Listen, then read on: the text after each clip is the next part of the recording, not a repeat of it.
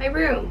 Whoa, it's a mess. Okay, it is so nice to be back. I posted a what's in my backpack video, so definitely check that out if you haven't. I know a lot of people have been very interested in my note-taking video, so check that out as well. And I just wanted to congratulate you guys all on getting into UW if you did. A few of you guys did tell me about that, and I'm honestly very proud of you guys. I can remember how I felt when I found out. I couldn't even wait for the golden envelope to check online the night that the news came out, and I ended up crying for like 15 minutes because I was just shocked that I actually got in. See other people go through the same steps and motions, you know, as many of my friends and I did. It's honestly an honor to witness. And if you didn't get in, you know, it isn't the end of the world. There are new opportunities and whatnot in the future within a different school or whatever path you choose to take. So definitely don't let this bring you down. This week's video is going to be kind of requested and kind of favored. I was gonna kill a bug. It's my college application experiences. I've been asked a few times, you know, what I did to get into UW or just college in general. My experience honestly was a little bit of a breeze compared to some people. I feel like I applied to 9 different schools, got into all of them, but I honestly feel like I got into all of them because they were kind of in-state schools. Maybe that's just me. I just went through the motions of high school and here I am. So I'm gonna throw it back and we're gonna go to my high school years. We're gonna talk about a few things. I'm gonna give you some tips as well that I think are helpful. Freshman year was my year where I had the highest GPA, to be honest. I think I finished with like a 3.6 or 3.7. Each year it went on, it went lower and lower and lower, but it wasn't like ridiculous or anything. It was kind of like around the average. My tip for freshman year, if you guys are like, you know, because I know school year's already ending, but if you guys are about to go into freshman year or even sophomore year, try your best at the beginning years. It's usually always the easiest year in my opinion. Classes are a little bit on the lenient side, at least for my school it was. Each year progresses, you're gonna start taking honors classes, college level courses, whatnot, or even go to college. Having a good start with a GPA will help you just in case you slip up here and there. So that's just something to consider, but that doesn't mean to like stop trying as you're in junior or senior year. But yeah, that's my little advice, and I think me having a high GPA kind of helped me when I kind of like fell into the deep depths of like IB classes.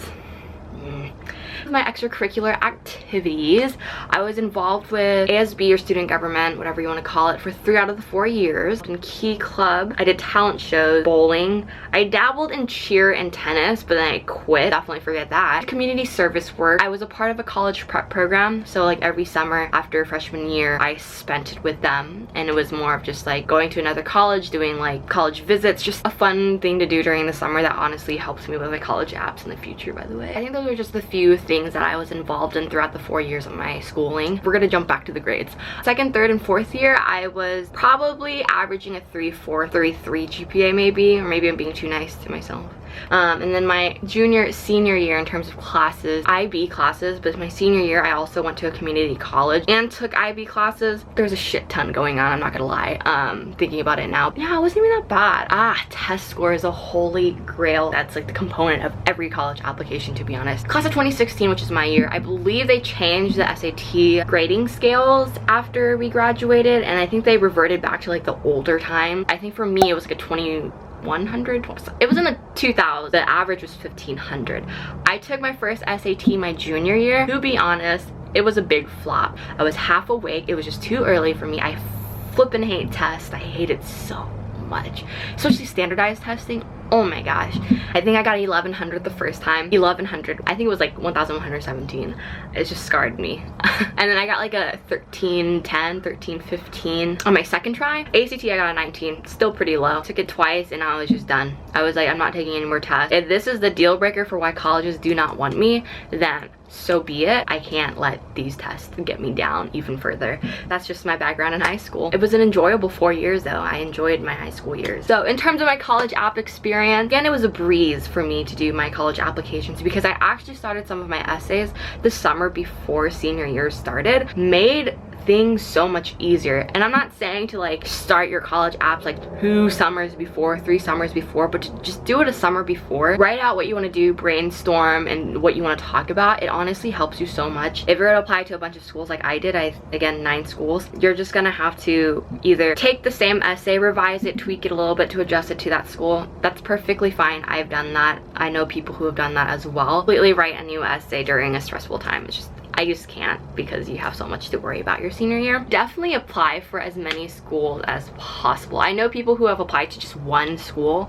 like UW or something, and they just got in. Seen people who have applied to one school and just not get in. One of those things you don't want to put yourself through, so I always recommend people to apply to as many schools as possible, because when the time comes, you're gonna have this huge pool of decision making, and it's better to have a huge pool of decision making than to have little to none. I'd say the minimum that you should do is like 3 or 4, just to be a little bit safe. You know, the costs of applying to these schools are a little bit up in the end of $50 or something. So if you do have the money, definitely, you know, consider it. In terms of the UW application, I don't really remember off the top of my head some of the questions, but I don't know if it's changed either, so I'll leave a link down below if you guys want to start looking at it. I believe there was like a culture one, and then the main personal statement, and then like 2 optional ones. I did all of them. I remember going to a workshop sort of thing for UW, and one of the admissions counselors told me it's better just to fill out, you know, what you can and what you believe is right, and fill it out responsibly, so not to like ramble on, complain about this, do this, blah blah blah. Personal statement,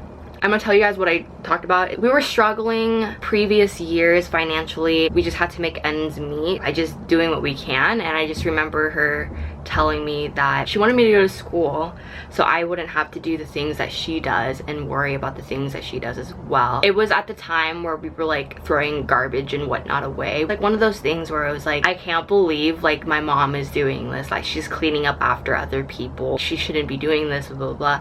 So it was just that moment in my life where I realized like I can't live like this. I am in a country where opportunities are present and I just have to make use of it. So that's basically what I talked about in my application. And then my optional prompt, I talked about why my SAT scores were pretty low. I'm not a good test taker. I made note of that, but I made note of it in the sense that I didn't whine. I just recognized that this was just not my strongest suit. Kind of just what I remember about my personal college application. Definitely revise as much as you can. I literally revised like crazy. I think I didn't submit until like the 10 minutes before it was due because I was still revising with a friend. Try not to do that because it's just gonna cause so much stress. Another thing is to write what you're passionate about, because if you write about something that does not interest you or does not relate to you or did not have any meaning to you, it's gonna be hard to write about, just because it's gonna make the process seem even longer, because you're gonna be sitting there thinking like, how do I connect this, this, and this? Save yourself some time and think about, you know, your life aspirations, sports background, your club background, volunteer background that has meant something to you. This is your time to shine, and if it's your time to shine, definitely make it worthwhile. I submitted both of my SAT scores to each and every school, I think,